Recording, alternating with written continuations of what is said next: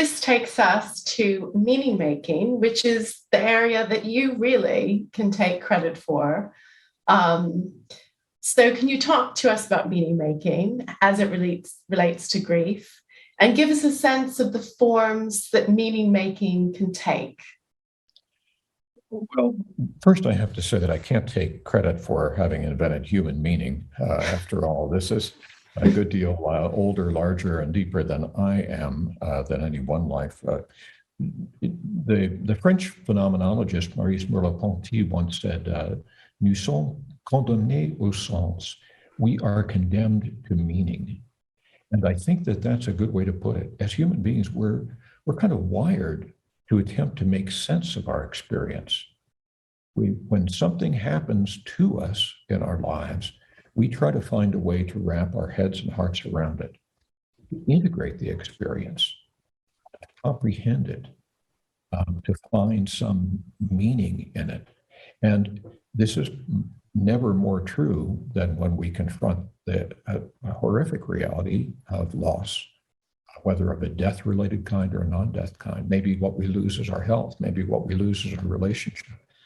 Maybe what we lose is our freedom or our security or our health. But often what we lose are other people who are identity defining in the way that Carolyn had talked about earlier. So in the model that we refer to as meaning reconstruction, we are looking at grieving as a process of reaffirming or rebuilding a world of meaning that has been challenged by loss. Sometimes it's just been shaken. Sometimes it's been shattered. And we try to put together a self-narrative and a life narrative that makes sense of who we have lost, how we relate to them now, how we have lost them, sometimes dramatically, and who we are in the aftermath of that. So we talk about trying to somehow make sense of the event story of how the person died and why, making sense of the nature of the relationship with the loved one, including what we sometimes call unfinished business, unresolved relational issues, as we try to reaffirm that attachment bond we spoke about, but now in a way that doesn't require their physical presence. And we try to figure out, who am I now that I am no longer a partner to this person? No longer do I have this parent who has defined my life for all of my years, or this sibling, or this friend, or this child. Who am I now in the wake of this loss? Who I want to be? So those are three domains where we encounter circumstances where people meet with problems. They get stuck in some way in relation to this, fixated, blocked, don't know how to take in such a traumatizing story. All of the horrible images and things just keep arousing a sense of anguish or terror. A trauma-informed approach to the work. We have complicated relational issues with the deceased. We need an attachment-informed approach to the work. And we ourselves are changed by these losses. Sometimes, as Carolyn mentioned, it feels like a part of us has died. And so we need a development-informed view of our own evolving identity as bereaved people in a way that even opens to the idea of personal growth through grief. So that's what meaning making is generally about. And then we try to get very specific in the Portland Institute in pointing people towards specific helpful practices and training therapists to engage these problems. Well, I guess other than, sense making, which is a huge, element in terms of how we make sense of the event, right? How we make sense of the relationship and also ourselves.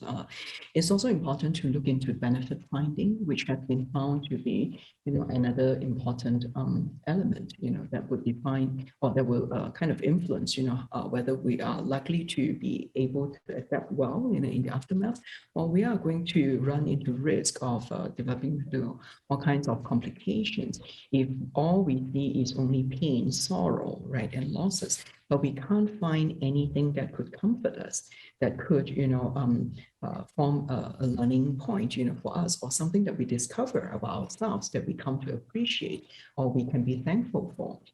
Then you can imagine, right, the aftermath could be really tough for those of us who struggle with that. So in meaning-making orientation, other than helping people to comprehend, to find ways to explain or to find reasoning that would be something for us to live with, even though it may not be factual, it may not be objective.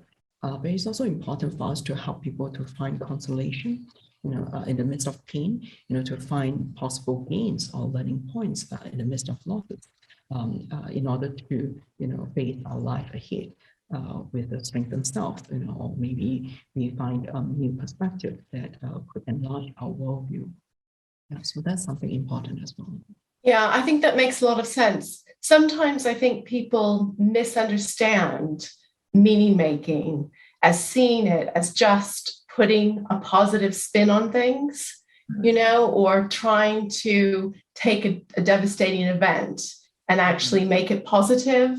And I think your description, which is much more about the narrative of your life, the conception of your future, the idea of who you are, has been in some way shattered.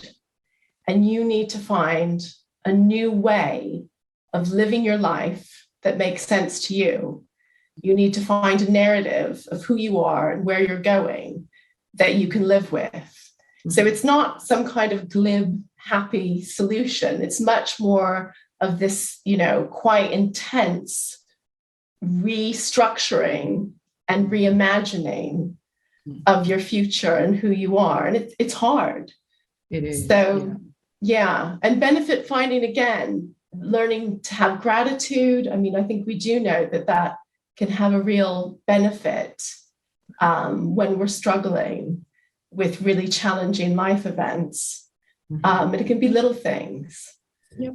Yeah. So instead of thinking positively, I often want to suggest, thinking constructively. Even when times, we can't really feel good about it, but in the midst of, bad feelings, there may be something that we learned, from that, because each feeling has its own significance. It may want to tell us something that's important to us that we didn't realize, even though the process could be painful. And so even in the midst of, experiencing and learning how to manage, negative feelings, we can learn to manage it in a constructive manner still, and live life, in a constructive manner.